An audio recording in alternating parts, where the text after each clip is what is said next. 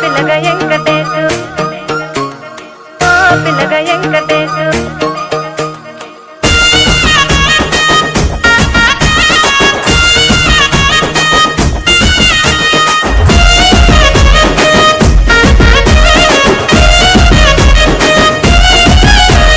సిద్ధిరాల మనసు నాది చిన్నగా పోతుంటావో చూడక పోతుంటావో ఇంట్లో చిన్న దాన్ని నేను సిద్ధిరాల దాన్ని